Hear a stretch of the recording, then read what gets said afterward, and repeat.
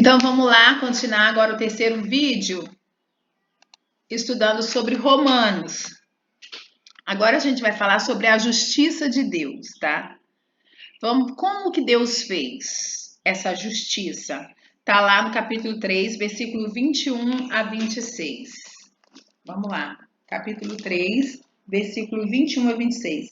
Mas agora, sem lei, se manifestou a justiça de Deus, testemunhada pela lei e pelos profetas.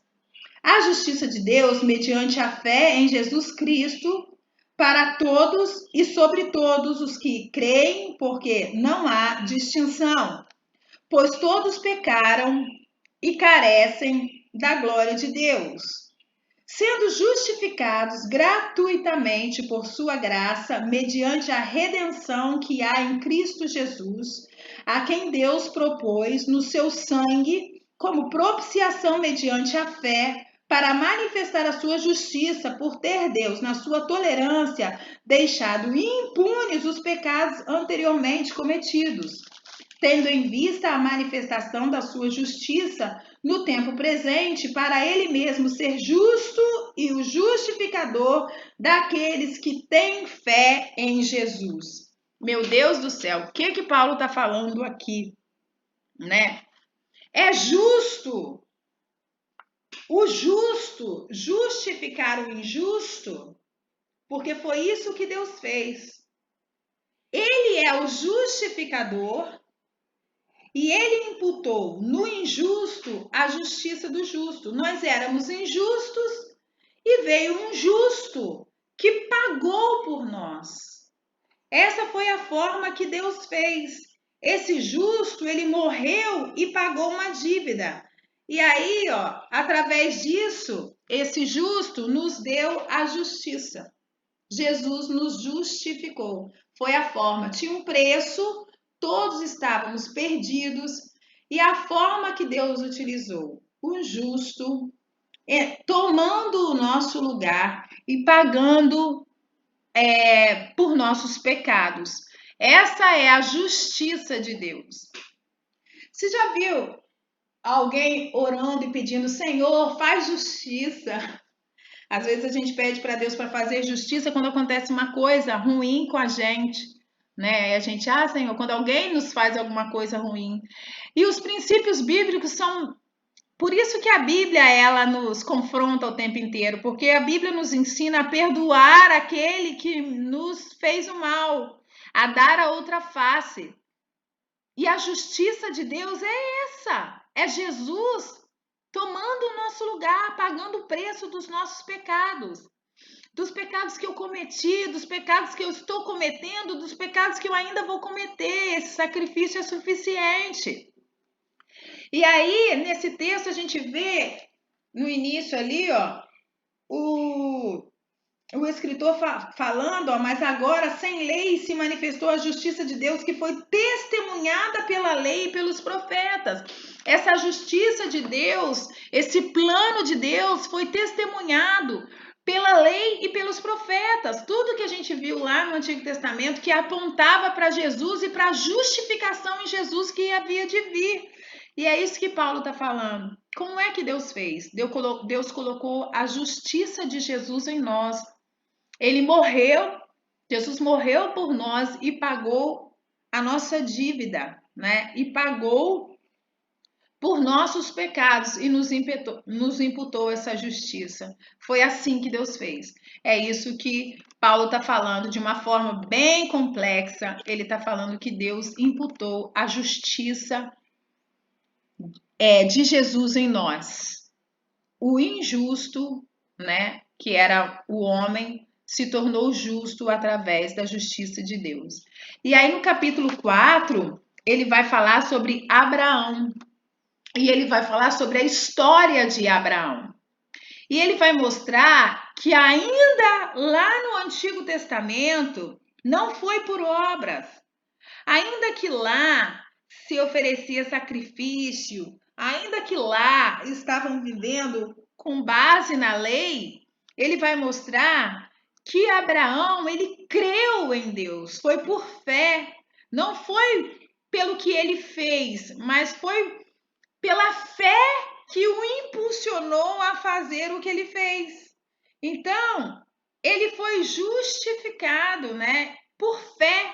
Abraão creu em Deus e isso foi imputado por justiça. O escritor vai dizer isso. Foi por fé. Ainda lá no Antigo Testamento, Abraão, né, o escritor vai contar a sua história e vai falar que Abraão, ele teve fé. A obra é o fruto da fé. Primeiro ele creu, ele saiu de sua terra porque ele creu, ele obedeceu, ele fez, né? As obras dele foram baseadas naquilo que ele ouviu de Deus e porque ele creu em Deus, né? E por fim, a maior demonstração que ele ofereceu o seu filho foi por fé, né? Tudo que Abraão fez foi por fé. E aí ele vai fechando no capítulo 5 falando que nós somos justificados pela fé. Esse versículo também é interessante, vamos parar para a gente ler, ó. Capítulo 5, versículo 1 e 2, eu até escrevi o versículo aí, ó, e fala o seguinte, ó. Justificados, pois, mediante a fé, temos paz com Deus por meio de nosso Senhor Jesus Cristo, por intermédio de quem obtivemos igualmente acesso pela fé a esta graça, na qual estamos firmes e gloriamo-nos na esperança da glória de Deus. Ele vai falar 3 tempos aí, ó, passado, presente e futuro. Justificados, pois, mediante a fé, temos paz com Deus por meio de nosso Senhor Jesus Cristo. No passado, nós fomos justificados por Deus e nós temos paz. Olha que interessante que ele vai falar. Em relação ao presente, ele vai falar que nós temos livre acesso a essa graça. Olha o que ele vai falar, ó. Por meio do nosso Senhor Jesus Cristo, por intermédio de quem obtivemos igualmente acesso pela fé a esta graça e na qual estamos firmes. E em relação ao futuro, ele vai falar, ó, e gloriamos na esperança da glória de Deus.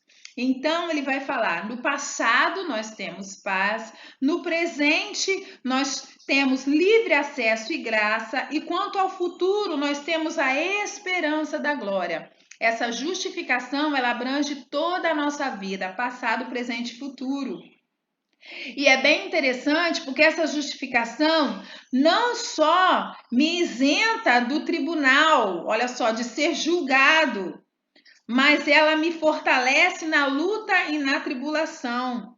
E aí ele vai continuar falando, ó, nos gloriamos na tribulação, ó. Vamos ver lá, capítulo 5, versículo 2, a partir do versículo 2. Vamos ler 1. Justificados, pois, mediante a fé, temos paz com Deus por intermédio de nosso Senhor Jesus Cristo, por intermédio de quem obtivemos igualmente acesso pela fé a esta graça, na qual estamos firmes e gloriamos na esperança da glória de Deus. E não somente isso, mas nos gloriemos nas próprias tribulações, sabendo que a tribulação produz a perseverança. A perseverança, a experiência, e a experiência, a esperança. Ora, a esperança não confunde, porque o amor de Deus é derramado em nossos corações pelo Espírito Santo que nos foi outorgado. Então veja que o Espírito Santo, ele nos ajuda, nos fortalece na luta, na tribulação.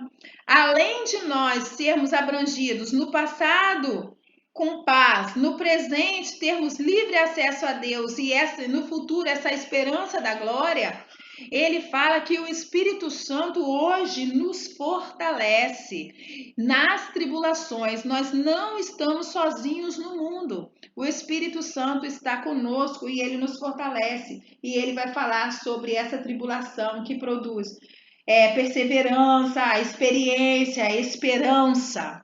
Não estamos sozinhos. E a gente vai nos gloriar, né? Ele vai falar, ó, se gloriar na tribulação. Difícil, né? Mas ele vai ensinar sobre isso. E ele sabe exatamente o que é tribulação, o que é perseguição.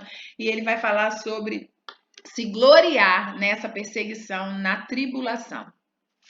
Então, ó, o fruto da justificação me isenta do tribunal de Deus e me fortalece na luta e na tribulação. Como que o pecado entrou no mundo? 5:12 vai falar que o pecado entrou no mundo por um só homem. Veja lá, ó. Portanto, assim como por um só homem entrou o pecado no mundo e pelo pecado a morte, assim também a morte passou a todos os homens, porque todos pecaram. Então, em Adão nós caímos. Lá em Adão, a morte, ela passou para todos os homens. O pecado entrou no mundo por um só homem. A gente vê isso. Mas é muito interessante, gente, que quando a gente vai lá no início de tudo, né? Quando você estudou Gênesis, você viu, Gênesis vai falar sobre a criação, né? O início do mundo e o início de um povo, que é o povo judeu, o povo de Israel. Resumindo assim, a ideia central de Gênesis, né? Vai falar sobre a criação do mundo e a criação de um povo.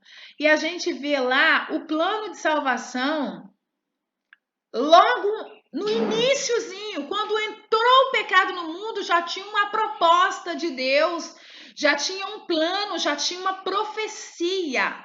Lá no início mesmo. O pecado entrou e aí Deus começa a mostrar, né? Moisés começa a escrever então a consequência do pecado. E aí vai falar da mulher.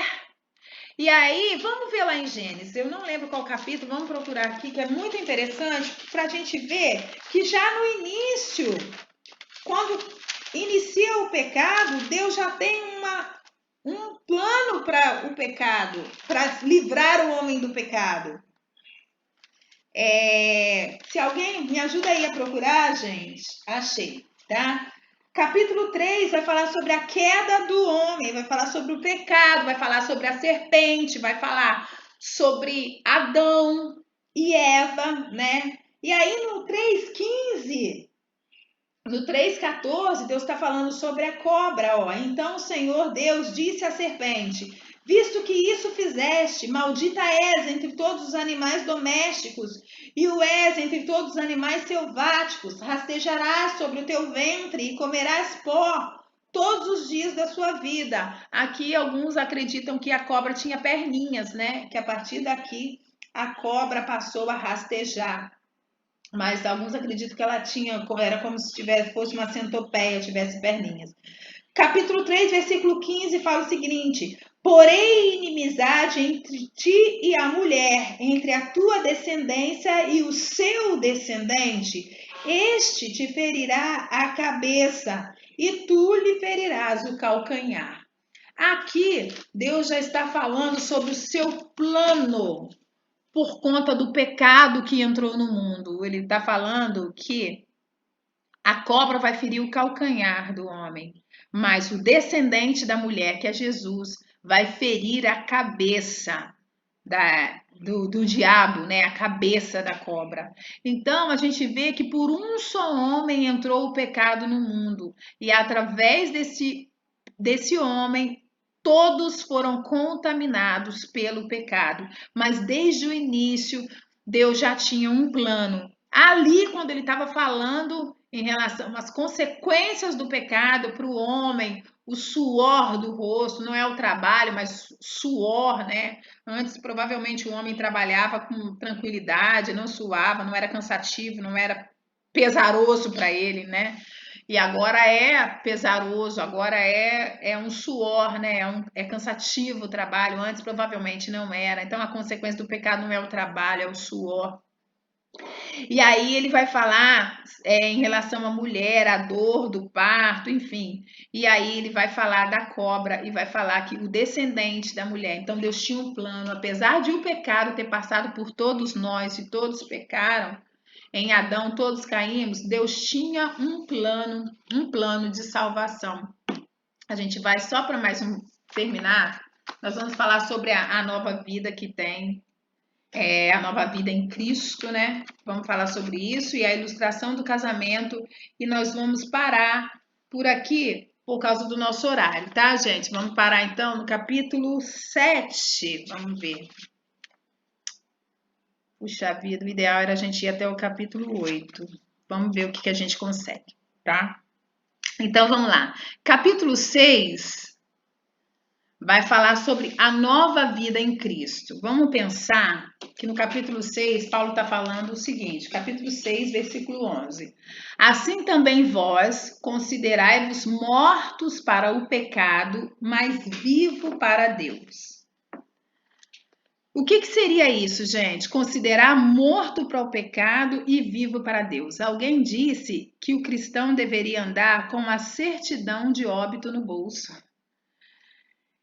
Que ele está morto para o pecado e ele está vivo para Deus.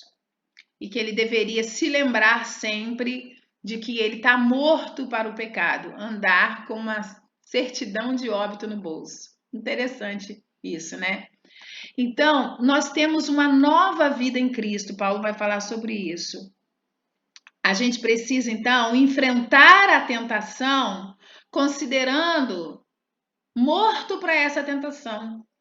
Considerando que essa nova vida em Cristo vai te afastar da escolha pela tentação. Estou morto para isso, não quero isso. O pecado na nossa vida, a gente já ouviu bastante sobre isso, né? Precisa ser um acidente. Isso é ser santo, né? É receber a justificação de Cristo e o pecado passar a ser um acidente na nossa vida. Considerai-vos mortos para o pecado e vivos para Deus. Não se deixar contaminar pelo pecado, escolher o pecado. A gente tem uma escolha, a gente viu que Paulo falou que ninguém é indesculpável, né? Que as pessoas que detinham a verdade, elas estavam sufocando essa verdade, elas compreendiam, mas estavam sufocando. Então, a gente precisa se considerar morto para o pecado. Na verdade, o que a gente vai sufocar é esse desejo pelo pecado e vivos para Jesus, né? E vivos para Deus. E aí, Paulo vai fazer uma ilustração sobre o casamento. Ele vai fazer uma comparação em relação a isso sobre o casamento. Vamos ler lá capítulo 7, versículo de 1 a 6, Romanos. Depois na gravação eu vou voltar nisso, tá, gente? Para a gente ter uma ideia de tudo junto. Mas vamos terminar estudando sobre o casamento, essa ilustração do casamento. Vamos abrir lá em Romanos. Estou abrindo aqui. Romanos 7.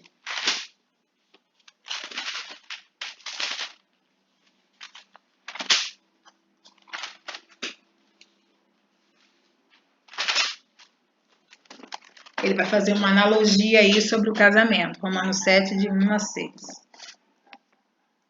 Porventura ignorais, irmãos, pois falo aos que conhecem a lei, que a lei tem domínio sobre o homem toda a sua vida? Ora, a mulher casada está ligada pela lei ao marido, enquanto ele vive. Mas se o mesmo morrer, desobrigada ficará da lei conjugal, de sorte que será considerada adúltera se, vivendo ainda o marido, unir-se com outro homem. Porém, se morrer o marido, estará livre da lei. Se não, e não será adúltera se contrair novas núpcias.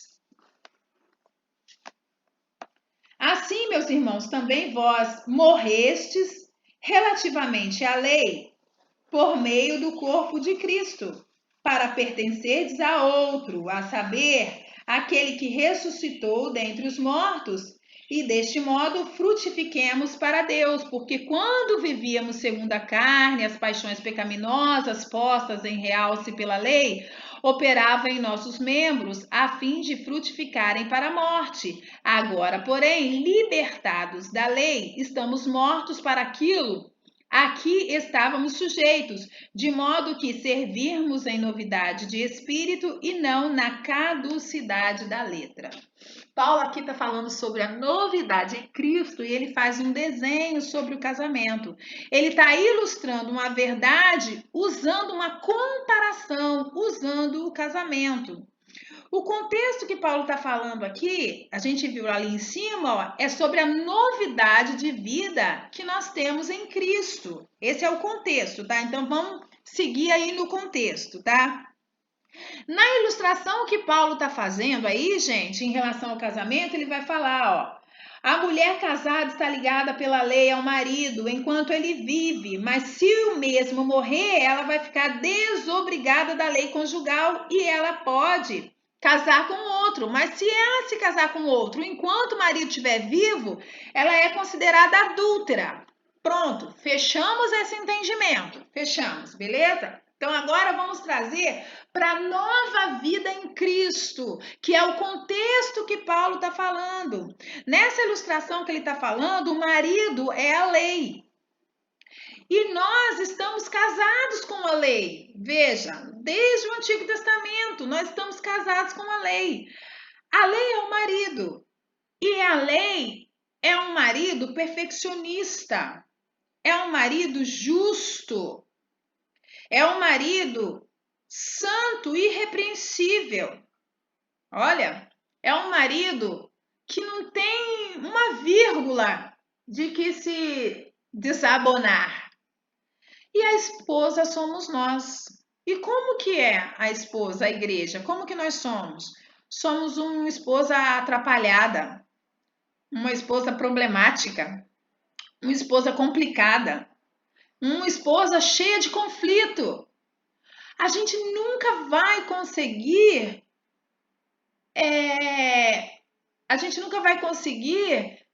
satisfazer o marido, a lei. Porque nós somos pecadores, nós somos atrapalhados, né? Nós somos tendenciosos a escolher o errado. Paulo vai falar que o bem que eu quero, eu não pratico, e o mal que eu não quero está batendo na minha porta todos os dias. Então, essa é uma esposa cheia de conflito. E aí, o casamento da gente, da igreja com a lei, é um casamento turbulento, é um casamento cheio de conflito. E o marido não morre, gente, a lei não morre, a lei não morre, o marido não morre. Olha o problema que a gente tem. Estamos casados com a lei, com o marido que não morre. E a gente não pode se casar com outro, porque senão é adultério. A própria lei nos condena. Então não podemos. A gente só pode se o marido morrer. Ah, se o marido morrer, nós estaremos livres. Se a lei morrer, nós estaremos livres. Mas a lei não morre. Aí Paulo, ele vai falar aqui, ó, tá? Ele vai nos dar uma solução. Olha aqui, ó. Assim, meus irmãos, no 7:4, também vós morrestes relativamente à lei. Então, Paulo vai falar o seguinte: nós só vamos estar livres se houver morte.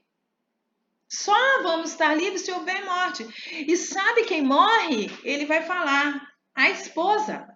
A esposa que morre, ó. 4. Assim, meus irmãos, também vós morrestes relativamente à lei, por meio do corpo de Cristo, para pertencerdes a outro, a saber, aquele que ressuscitou dentre os mortos. Então, essa esposa, essa igreja, nós precisamos morrer, porque ao morrer nós ressuscitamos com Cristo e aí nós ressuscitamos livres para casar com o outro, para casar com Jesus. Olha o que Paulo está falando desse texto. É uma PD ou não é? É complexo ou não é? Ele está falando que a gente precisa, por isso que a gente tem que se considerar morto para o pecado. Então, quem tem que morrer somos nós, precisa ter morte para ter liberdade nesse relacionamento de casamento. Aí, eu que morro, porque a lei não morre, então eu morro e quando eu ressuscito livre. Nós morremos com ele e ressuscitamos com ele, essa é a ideia. E agora nós estamos livres da lei, livres do pecado. Agora, então, nós estamos livres para um casamento com Jesus, para um relacionamento com Jesus. Essa é a liberdade, mas precisa de renúncia e de morte. Sabe o que é o problema, gente? Que é que a gente quer viver, quer lutar por viver, né? A gente não quer morrer. A gente não quer morrer para as nossas vontades, a gente não quer morrer para o pecado, né? A gente não quer morrer para os nossos sonhos. A gente não quer entender que tem um relacionamento melhor e maior ali na frente. A gente quer ficar enamorado do pecado, enamorado da lei. Enquanto existe uma proposta muito maior para nós, que é morrer para os nossos sonhos, para os nossos planos, para a nossa vontade, para viver um relacionamento perfeito com Jesus. Ele é perfeito e ele espera que nós sejamos perfeitos, mas ele nos capacita para essa perfeição. Não é aquela lei que só nos cobra, não. Ele é o noivo que nos aperfeiçoa, que nos limpa, que nos lava através do seu lavar regenerador, do seu sangue. Ele quer que sejamos limpos, mas ele nos dá condições para sermos limpos. E aí o próximo capítulo vai falar sobre isso, sobre a nova vida em Cristo. E aí ele fala, portanto, se alguém está em Cristo, nova criatura é. E aí Paulo vai continuar essa ideia da nova vida em Cristo, falando que agora quem está nele é nova criatura. Eu recebi o Espírito Santo que me capacita a obedecer, a me santificar. Aí no capítulo 8, versículo 11 vai falar isso. E no 8:15 vai falar que na nova aliança toda a suficiência vem de Deus. Toda capacitação vem de Deus. O Espírito Santo intercede por nós com gemidos inexprimíveis. E no 8:29 vai falar que Deus nos predestinou para sermos parecidos com Cristo. Ou seja, essa condição para sermos santos, agora é Ele quem nos dá. É Ele quem nos capacita, nos condiciona, nos dá potencial para sermos santificados. Não é mais a cobrança da lei, não é mais a acusação do pecado. É um noivo que quer se casar conosco, mas para isso precisa de morte. Precisa morrermos para o pecado, para ressuscitarmos livres desse casamento com a lei, desse relacionamento com o pecado, para vivermos um relacionamento com Jesus, que nos capacita. E aí, e nessa nova aliança, ele nos capacita, ele nos impulsiona, o Espírito Santo intercede por nós e nós estamos seguros em Jesus. Aí, no capítulo 8, versículo 29, deixa eu olhar a hora aqui. 10:15 já vai dar. No capítulo 8, versículo 29, a gente vai ver 5 afirmações gloriosas. Porquanto aos que de antemão conheceu, também os predestinou para serem conformes à imagem de seu filho, a fim de que ele seja o primogênito entre muitos irmãos. E aos que predestinou, a esses também chamou, e aos que chamou, a esses também justificou, e aos que justificou, a esses também glorificou. Olha que afirmações que Paulo está falando, Deus nos conheceu de antemão, Ele nos predestinou para a salvação, Ele nos chamou, Ele nos justificou e Ele nos glorificou. Veja que Deus não exige simplesmente de nós, ele nos capacita, ele proporciona os recursos para sermos sua noiva gloriosa. Ele nos conheceu de antemão, ele nos predestinou, ele nos chamou, ele nos justificou e ele nos glorificou. E aí depois disso, Paulo vai fazer 5 perguntas retóricas para nos provar quão seguro nós estamos em Jesus. São perguntas que as respostas são óbvias, mas ele quer nos provar, mostrar a segurança que nós temos em Jesus. Ele não só nos justifica, nos santifica, mas ele é poderoso para nos manter seguros nele. Ele não só fez, ele é um gerúndio, ele está fazendo para que a gente esteja seguro nele. E aí no 8, 31, 39, ele vai fazer essas perguntas. E aí, vamos pensar nessas perguntas. Pensa aí, meu irmão, comigo. Se Deus é por nós, quem será contra nós? Deus, o Todo-Poderoso, né? O Criador do universo. Se Ele é por nós, se Ele está ao nosso favor, quem é que pode ir contra nós? Quem é que vai ter autoridade e poder para ir contra nós? Olha a pergunta que ele faz. E aí ele vai falar, porventura ele não nos dará graciosamente com ele todas as coisas? Outra pergunta, quem intentará acusação contra os eleitos de Deus? Quem os condenará? Quem nos separará do amor de Deus? Ele vai perguntar. Olha que lindo, gente, isso. Ele está querendo mostrar para a gente quão seguro nós estamos. Nós estamos seguros em Deus. Quando você morre e você ressuscita em Deus, você está seguro nele. Que segurança, sou de Jesus. Tem uma música assim, que segurança, eu sou de Jesus. Nós temos essa segurança, ele nunca vai nos abandonar. Ele nunca vai soltar a sua mão. Quem abandona o Senhor somos nós em vários momentos da nossa vida, em várias escolhas que a gente faz. Quem solta a mão somos nós que soltamos a mão dele. A Bíblia fala, porque as mãos do Senhor estão estendidas, sempre estendidas para salvar. Os olhos do Senhor estão fitos em nós, ele nos observa. Os olhos do Senhor nos procura, ele nos cerca. O salmista vai falar, Senhor, tu me cercas por adiante e por trás. O Senhor está em todo lugar, me cercando, me guardando.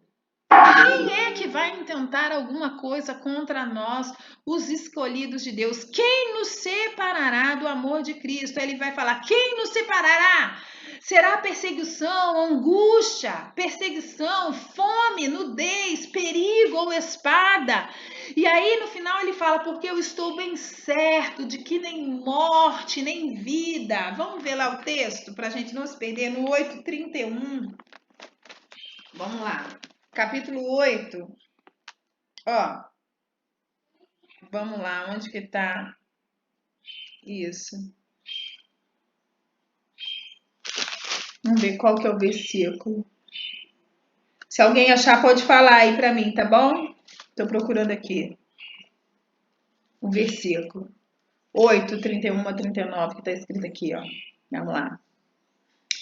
31. Que diremos, pois, à vista dessas coisas? Se Deus é por nós, quem será contra nós? Aquele que não poupou a seu próprio filho, antes por todos nós o entregou, porventura não nos dará graciosamente com ele todas as coisas? Se ele já deu o seu próprio filho, que era o máximo que Deus tinha para dar, que é parte de si, né? Ele não vai dar as outras coisas que a gente precisa? Quem intentará acusação contra os eleitos de Deus? É Deus quem os justifica. Quem é que vai te condenar? Se é Deus quem te justifica. Deus tem a palavra final, Deus tem a palavra maior, a autoridade maior é Ele.